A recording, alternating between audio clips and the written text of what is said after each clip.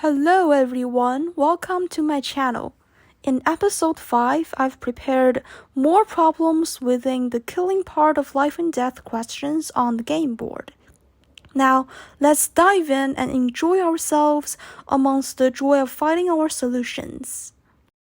The first problem that I'm going to introduce involves strategies that Black can attack the white stones from the outside first instead of attacking the living space from inside. So the most important step in this problem is Black jumping at here on the first step. White has to capture this black stone, and after this move, Black goes here as killing an eye point placement by killing white and entering into white's living space in the third step.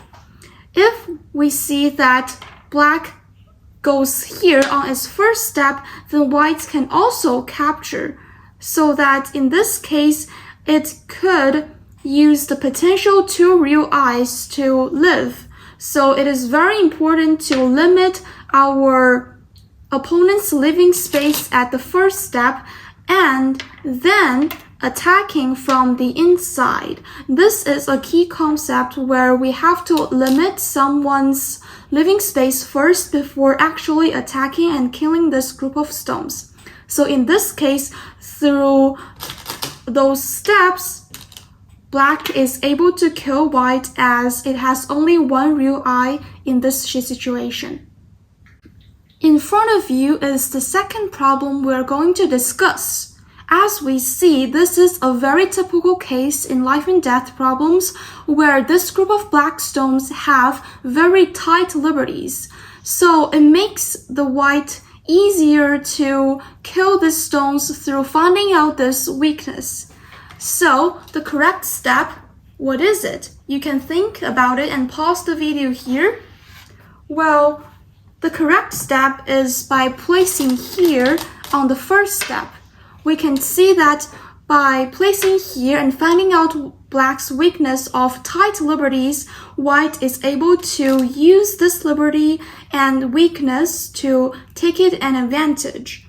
If Black attempts to defend, it must connect here, and white goes here. After Black blocks, white cuts. In this case, it is a situation that we've introduced in the last episode, 金鸡独立, or golden rooster standing on one leg, where Black cannot go here as it is a point where it is forbidden, and also if Black goes here, white will just capture all of those black stones, and Black can also not go here on this direction. White will just capture this black stone from this side. So in this way, Black is dead because it has very tight liberties on this corner. The third problem is a little more difficult. This problem actually prompts us to look at life and death problems from another perspective. Instead of directly destroying the potential real eyes for white stones in this case, it is very important for us to think about the first step of this problem and its solutions. I will give you a few moments to consider what is the best choice in this problem, and I will give you a little hint. It is from another aspect, as I said before. It's for caring for our own stones first before attacking the actual group of white stones. In this case, what is the best choice? Well, the first step is the most essential one. It's Black making a tiger mouth here. Unexpected, huh? Yes, it's correct in this way because by going here, Black is able to firstly mend its weakness of a cut on this side and then trying to attack white from the inside after this step. For example, if white wants to live, it must defend itself and go here to capture this black stone, making 2 potential real eyes. However, in this case, with the help of the first step, Black is able to destroy and enter white's living space. at this extent. In this way, if white continues to fight back, black can continue to enter and destroy white's living space. From this, we can see that there is no other way for white to defend or fight back for its living, and this group is dead because of only one real eye. This problem involves a peculiar case where white is trying to kill black, but there are two groups of stones. This group is white and black. And how can it do that? Well, obviously we see that there is a white stone here, which involves help from the outside, but if white goes here and escape at the first place, black can block, and then white goes here, and then black can separate those white stones from this white stone so that it can live on the corner.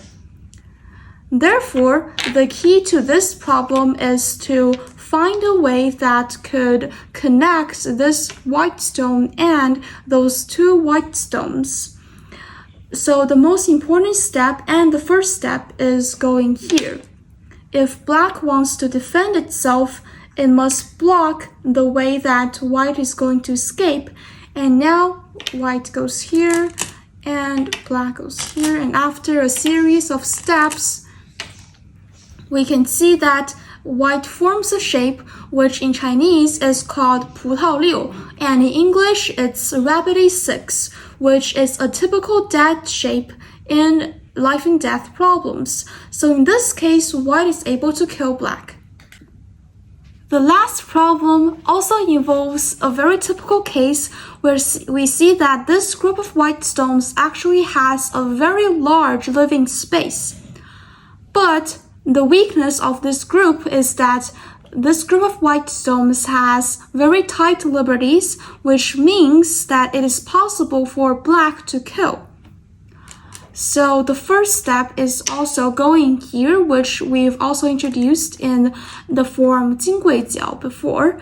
And if white wants to fight back, it must go here.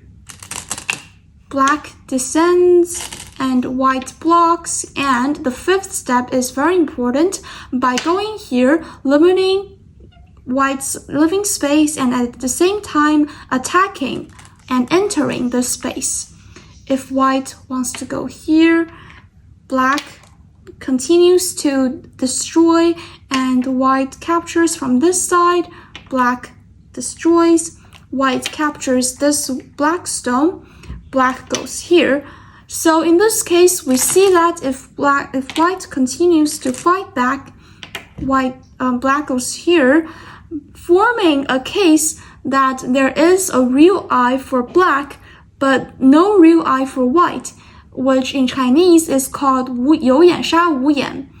And in English, it means the group that with a real eye wins the group that doesn't have a real eye, because the liberties are longer for real eyes. In this case, this group of white stones is dead because of its tight liberties.